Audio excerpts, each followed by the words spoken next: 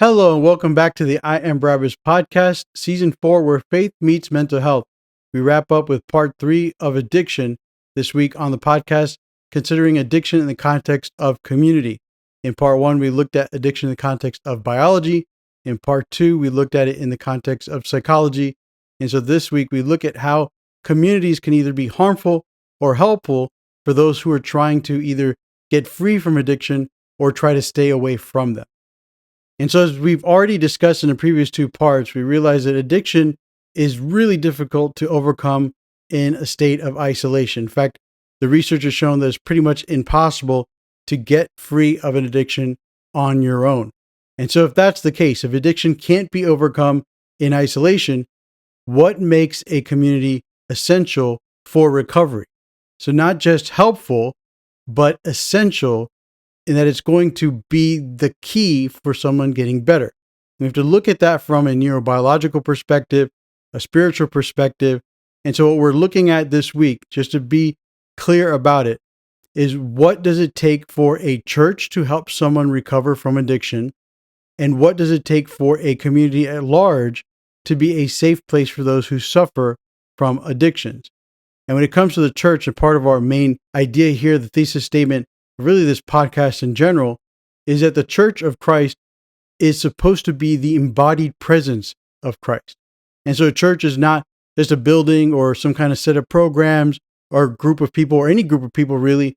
They get together and say that they're Christians and that they worship God and they believe in Jesus. The Church of Christ, the body of Christ, is that part of Him that is a community in this world that carries out the mission that He carried out when He was here on this earth, and that is building up the kingdom of God, seeking those who are lost, those who are marginalized, those who are hurt. If you're gathering together just to worship, spend time together, pray, teach, that's great. But if you're not going out into the world and behaving as His body, then there's something missing. The Spirit of God definitely wants to work through Jesus' body, through His church in this world to bring people to the light of God. But I think all of us can agree that not every church is good at doing that or even close to trying to do that. And the reality is that there are a lot of communal aspects of human existence that fall short of being the place that we as humans need them to be so that we can function at our best.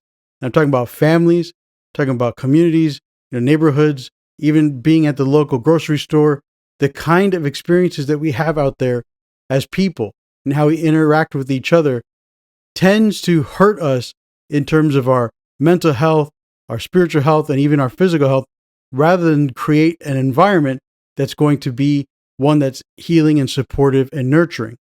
And so what we're going to look at in this episode is how family systems go wrong, what enabling relationships are, and also we will look at a toxic church culture that can perpetuate the cycles that we're trying to break in addiction.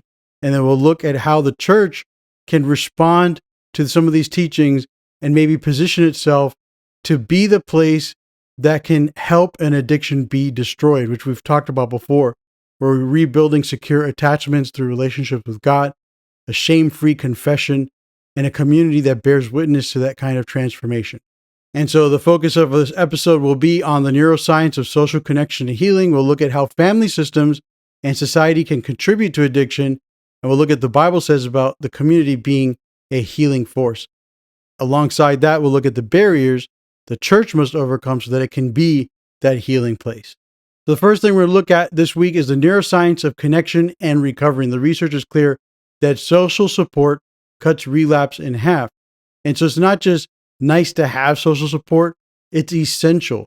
In fact, the studies show that 50 to 70% of the relapse rates are cut in half when people have the strong social support they need to go through the process of recovery. And as we've looked at in other podcasts, we've seen that loneliness increases cortisol and triggers craving, and that connection, activation in the brain with those reward systems start to look for that addictive substance to meet its desires, which is why when you look at the relapse rates being reduced by over half, why that happens, because when you have people there, then the drug isn't the thing that gets to be that surrogate, and also loneliness becomes less of an issue. Research has also shown that the brain needs other people to help. We talked about co-regulation with safe people in our previous look at the issue of belonging. It's this idea that when we are in unsafe places, we just need one person to make us feel safe in a midst of 1,000 people that make us feel unsafe. And so not having that can harm the process of recovery. And so you can think of it like this, like a baby won't calm itself down unless it has that one caregiver that can help them calm down. And so they could be in the middle of a rock concert, but that one person that's there to help soothe that baby will be enough for that baby to feel safe. And since addiction damages our internal ability to regulate emotions, these safe relationships, if we can anchor to them, can help teach our brain how to calm down again without substances. And that's why mutual help groups work. Groups like Alcoholics Anonymous, Narcotics Anonymous, Celebrate Recovery, they work, and we have the data to prove that regular attendance at recovery meetings predicts sustained sobriety more than any other single factor. Think about it. We talked about this with the psychology of addiction. A person who's struggling with addiction often doesn't know how to deal with emotional states. Like, well, how do I do when I feel this way? A lot of times, just people in general don't even know how to name the emotional state they're in, much less than how to navigate through those emotional states. And the addict has already established that they're going to use a substance to navigate through that emotional state.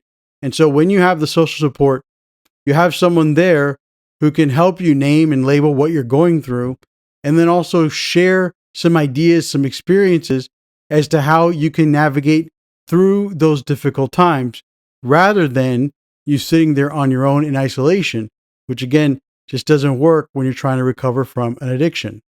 And so part of the assessment of trying to figure out if someone's actually going to do well in recovery is doing what we call recovery capital. We want to see what resources someone has to help support their recovery. And so that will include stable housing, employment, supportive relationships, purpose, meaning in life.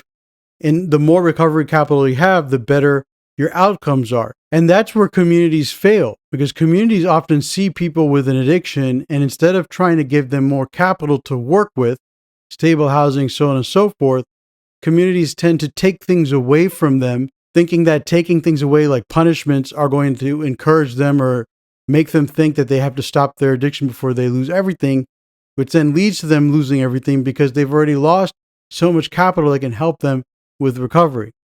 Now, in a little bit, we'll talk about enabling and family systems and toxic relationships, and how at some point, sometimes you do have to isolate the addict from the rest of their support system because of the damage they're doing to the entire system itself. But certainly, we have to consider that to be kind of the final approach in dealing with someone's addiction, and early on looking at ways to help support them, because the research shows that when they have that support, they can get better and get better faster. Now, when does community attribute to addiction? So while we look at recovery capital and the kinds of communities people have and they can get better, we also have to ascertain as to whether or not those communities are helpful for those people to be in. And the truth is that not all community is healing. We need to be honest with ourselves and with the people around us that the same systems that protect us can also cause us great harm. Families, our cultures, even the church can contribute to an addiction. So for example, family systems and intergenerational patterns. Stats are pretty sobering. Children of parents with addiction are 8 times more likely to develop an addiction themselves. It's not just genetics, it's learned coping, normalized substance abuse, and family dysfunction. And a big part of that are those adverse childhood experiences we talked about before, which predict addiction risk exponentially. We're talking about the traumatic and abusive things that kids who grow up in troubled homes experience. What we also need to understand as well is that when an addict is functioning and functioning with their addiction, what happens often to their family systems is that the people within the family start to take on roles that allow that addict to function as an addict. In other words, when one person in a family has an addiction, everyone adapts to that addiction, and then they start to play roles that allow that addiction to continue to grow. And that's the opposite of what we're looking for. We're looking for a community that helps support someone in their recovery. But what about when they are in the throes of their addiction? We're not seeking recovery. What ends up happening often, again, is the family starts to play a role so that the alcoholic can play their role and then they can function around that role without disturbing the apple cart, as to say, too much.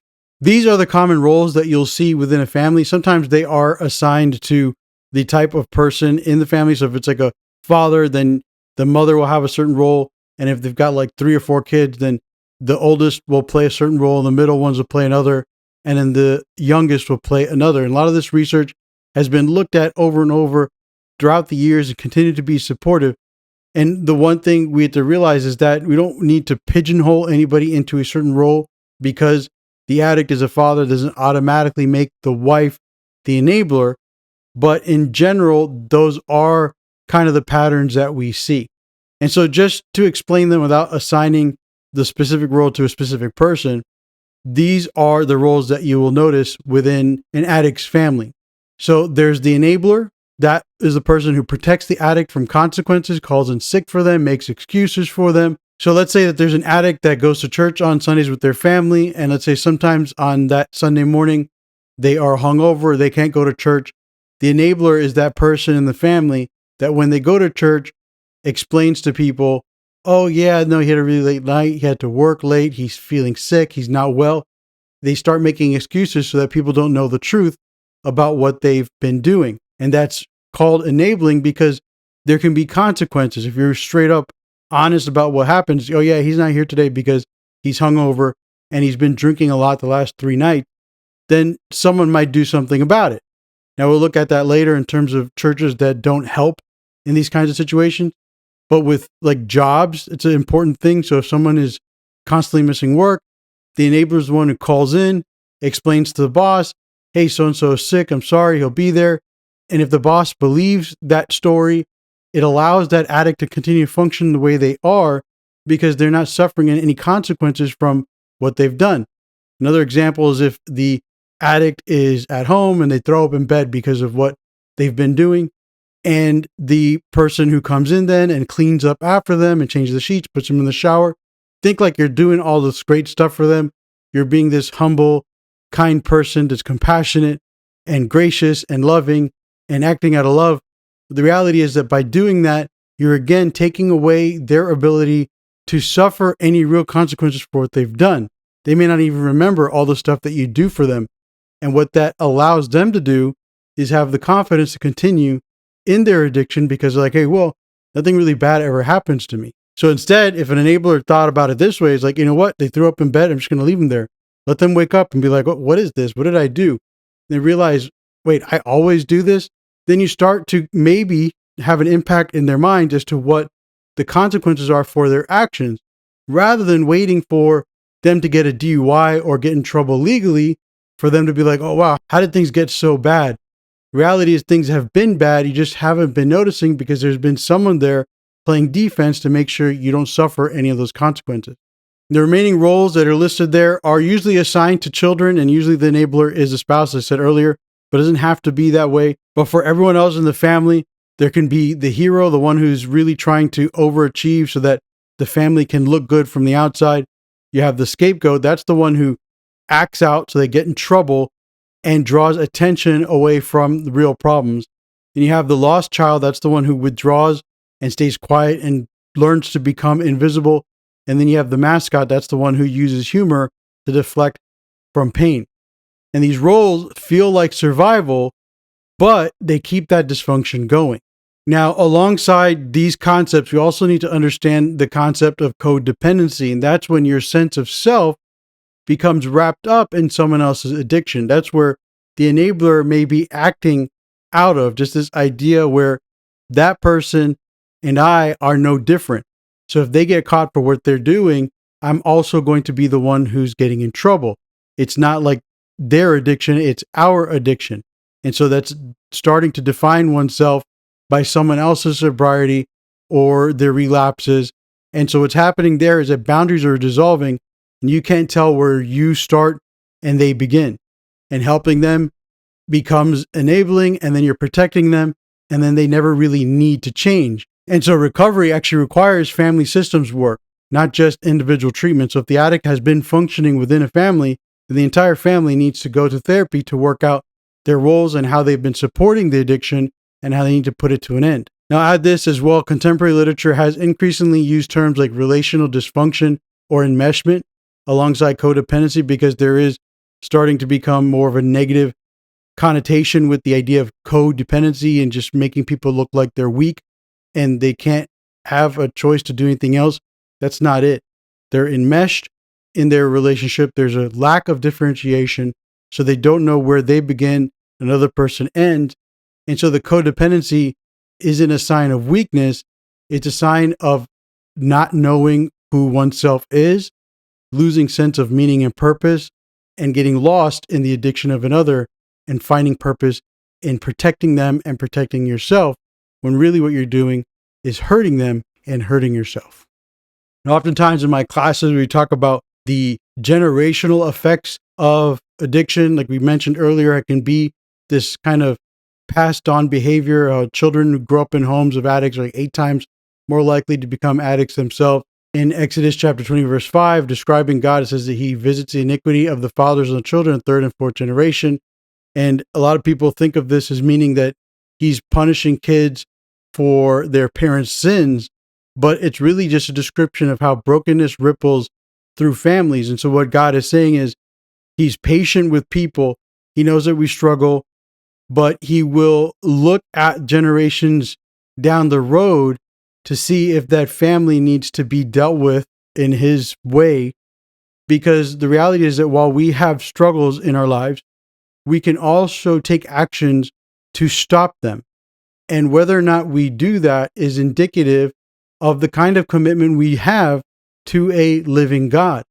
If we decide in ourselves and our minds and in dependency with him, hey, I want this to stop with me, then God can certainly bless you with the ability through his Spirit to get that done so that the next generation doesn't have to suffer the way that you've suffered. But for those who say, well, my dad did it and his dad did it, especially when you talk about sexual abuse as it ripples through generations, there's certainly like this kind of mentality that exists that's like, well, it's been going on forever in our families. And just this idea, we're not going to deal with it, just let it keep going, help the perpetrators do what they're doing. The same thing with addiction. That's the kind of evil that God is looking at and saying, you know what? You just continue to do it. The next generation, you're doing nothing to try to stop it. So now I'm going to deal with it myself. And tied into that, I think, is in the prophet Ezekiel in chapter 18, verse 20, says the child will not share in the guilt of the parent. And so Ezekiel is letting children know, or the descendants of those who have been exiled from Jerusalem, you're not doomed to repeat the same family patterns. God has offered a way out. Recovery is possible. It's just really up to you to choose a different path to walk on. Now, we talk about addiction. We also have to consider those socioeconomic factors that contribute to addiction risk, and that is poverty, unemployment, and the lack of opportunity. This is why people try to advocate for the bettering of communities and for better jobs and to help lift up those who are in poverty levels, because without that, they are in areas of society where they're more prone to becoming addicts. And it has nothing to do with their race or where they're from. It has everything to do with the lack of opportunity.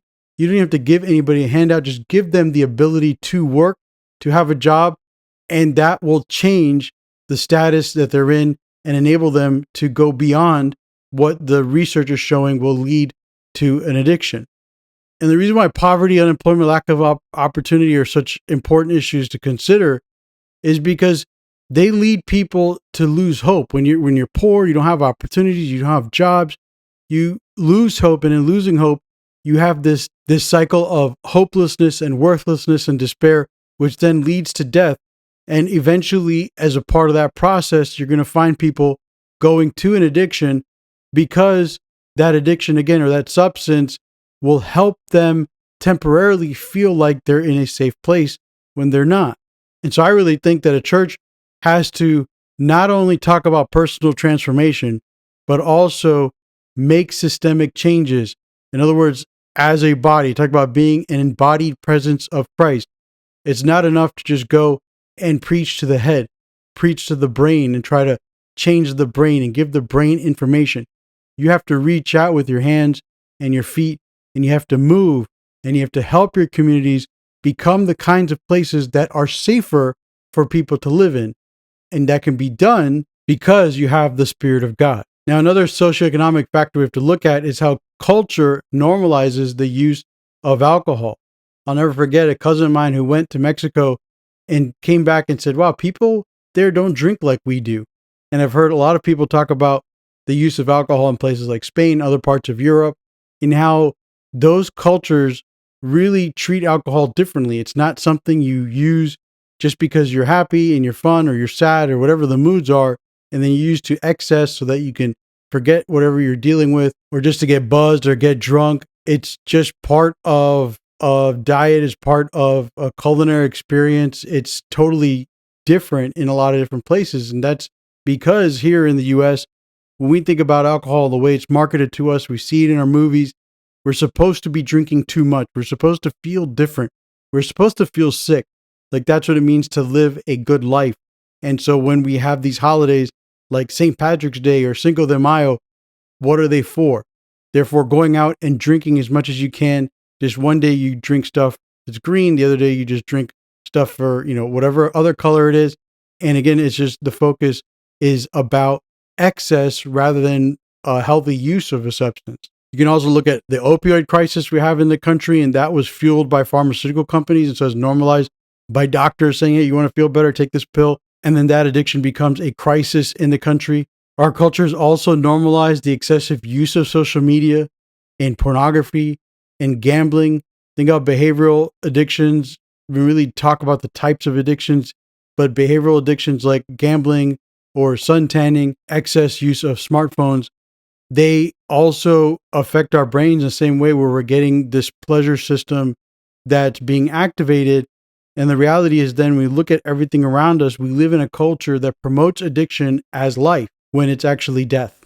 In Amos chapter 5, verse 11 to 12, I think it speaks clearly to the fact that God condemns the oppression of the poor and denying justice. And God also cares about systemic injustice, not just individual morality.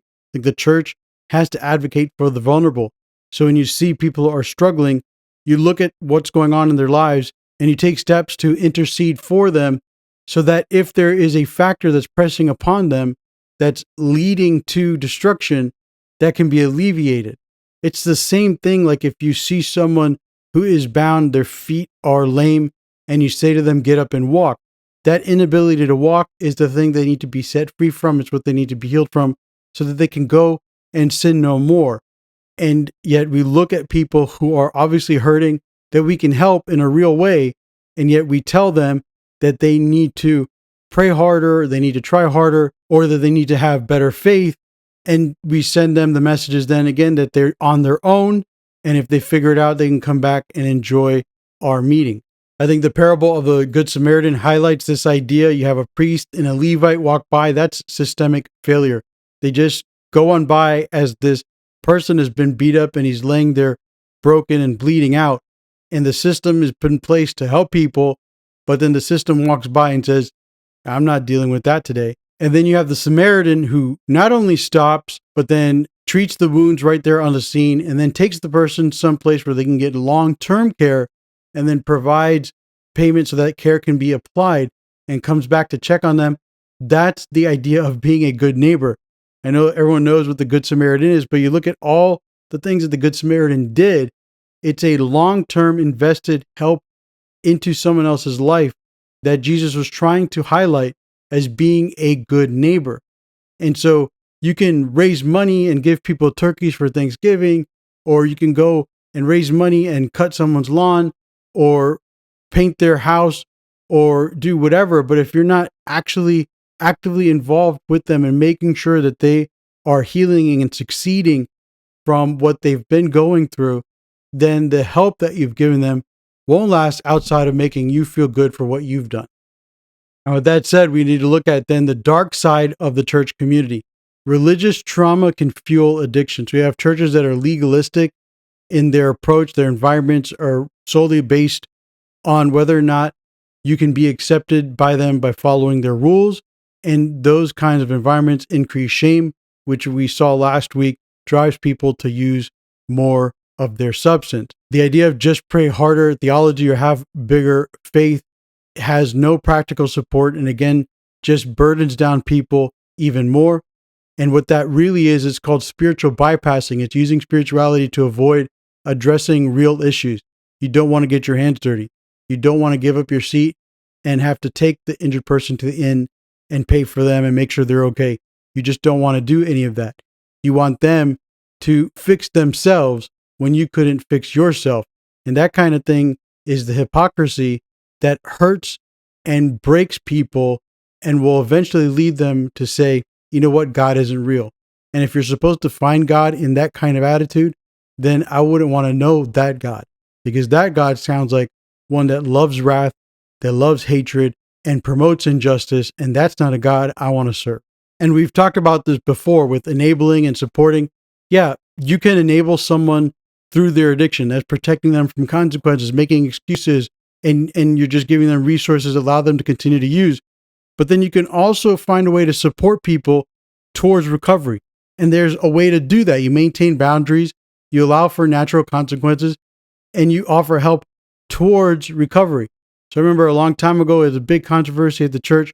You had homeless people coming by and they want food, they want money, or they want something. And you're just like, oh, should I give it to them? Should I not? What if they take that and go and buy their drug and then they get high because I gave them $1? And then I just was like so despondent over this whole discussion because I was like, well, what if that does happen? You give them $1 and they get drugs out of that for somehow they get with $1. Maybe they just needed one more dollar. And they go and do that. Is that really your fault and your responsibility? No, you did what you were supposed to do. You had the dollar to give and you gave it. You had the ability to go and buy some Gatorade and give it to them. You had the ability to get them some food and you did that. And whether or not they take that stuff back to the grocery store and get a refund and get cash back and then use it to buy beer, that's not on you. That's not on you to decide whether or not then if you should be getting involved. No, you do what you know is right, and that is to help those who need help. But beyond that, then there's also that idea that the help that you offer is more than just, here's some money so you can go buy some food. It's also, hey, I've seen you here a number of times, giving you cash before. I was wondering, do you want to get better? Do you want to go somewhere where you can get a meal, maybe find some housing, get a job? Because I know a couple places that can help out. That's the kind of approach that is certainly better than just handing people cash, but at the same time is where just giving them cash will give you that access, open up those doors so you could talk to them that way and they'll be willing to listen. Now, with that said, what are the specific things the church needs to do so that it can remove the barriers that don't allow the church to be a place of healing? But first of all, church culture has to change. You can't focus on stigma and shame as ways to make people more spiritual. That fear of judgment will keep people silent, and research shows that 60% of people with addictions will avoid churches because of the stigma. And so shame then becomes an enemy of recovery. It's not a way to get people into it. Grace is the way that helps people enter into that pathway of recovery from addiction. Churches also need to devote more time into training and resources for pastors when it comes to addiction and all mental health issues. Most pastors receive zero seminary training on addiction or other mental health issues. At Trinity, we would make the undergrad students take at least one faith-related class and one counseling-related class, depending on what program they're going in. So if they were in the counseling side, they had to take one faith one, like one theology class. And if they were in the theology side, they had to take at least one counseling class. And for a lot of those students, like that was their only exposure to anything related to psychology and counseling, because then they got their bachelor's degree and then they were pastors. Like they just go to seminary and they study more theology and that was it. And so I would have that opportunity when I taught. I would teach some of those classes. Actually, I taught it quite often. And I see that some of the people in our area in South Florida are pastors now. And I can just hope and pray that they continue to serve God in a way that treats people as humans and sees them for who they are without judging them according to some of the stuff that we would teach them. But the reality is that a lot of, again, churches don't have pastors who have any training in those fields.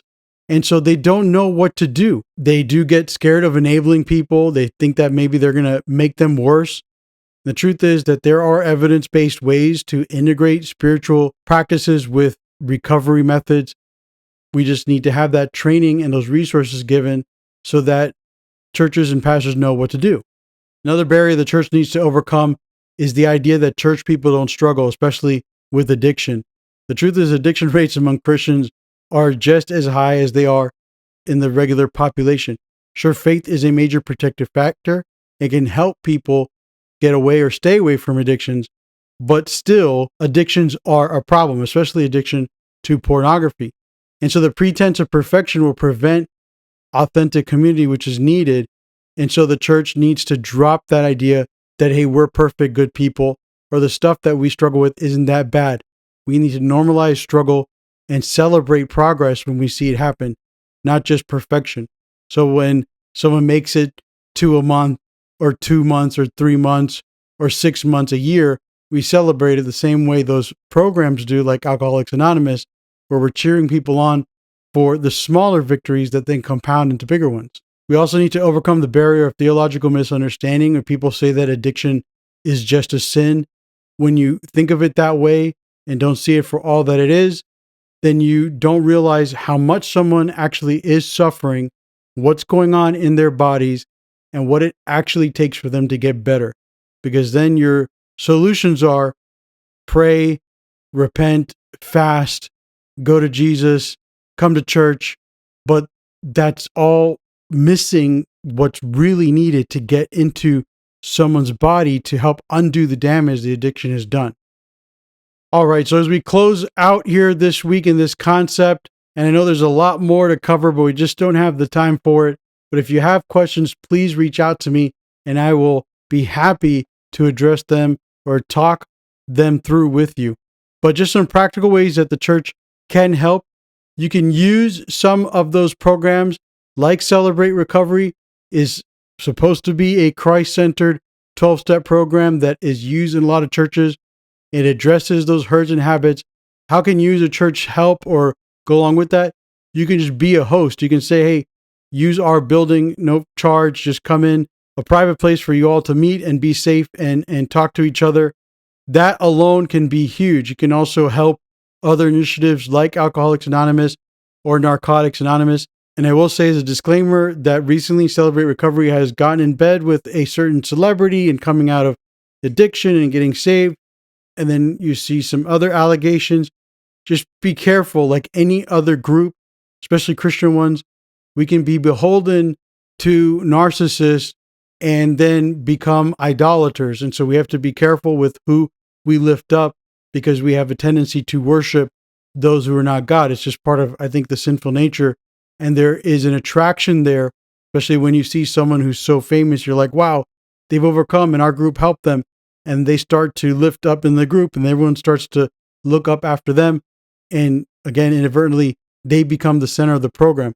And so, I say that with a grain of salt. If you're someone who's looking for a group, Celebrate Recovery, I've heard other great things about them. I would certainly give them a try. Otherwise, again, like I said, you have AA, NA. Then you can also get your church leaders trained in mental health first aid and addiction basics. You can also create safe and small groups specifically for recovery. People can talk to each other. Find out who's in your congregation. You might find someone who's got training that can be of use for your church. And then also remember that family recovery programs are necessary. So the church needs to realize that if you do have someone in your gathering that has an addiction, they have a family, that family also needs help. You need to get them through what they've been going through, help them kind of reorganize their lives and figure out how they can stop playing the roles they've been playing so that if the addict comes home, they can all be different and change the way that they've been living so that the addict can also change, or at least have that ability and the support to change. And I would also say that if you're a pastor watching this, thank you again for watching it, but just take it upon yourself to get educated, get training. You went through seminary, you learned how to exegete words and how to come up with theological frameworks for sermons that can run for weeks at a time. And then you also learn how to raise money. And yet you failed to learn how to help people who are hurting beyond the theological frameworks that you've been given, beyond telling them about their faith and salvation and how to assure them in that. You don't know what else to do when someone's depressed or anxious or they have an addiction. But you can go out and you can learn. You're not done learning. We're never done learning. You can go out and get some training, get some support, be better at what you're doing. And so as we close out with this look at addiction, just keep in mind that the community can either be a place that will hurt or be helpful with a person's recovery. And that really does apply to a wide gamut of issues, and especially addiction. We can also think about depression, anxiety, and all the other topics we have covered so far. If the community itself is not structured in a way to be helpful, then it will be harmful.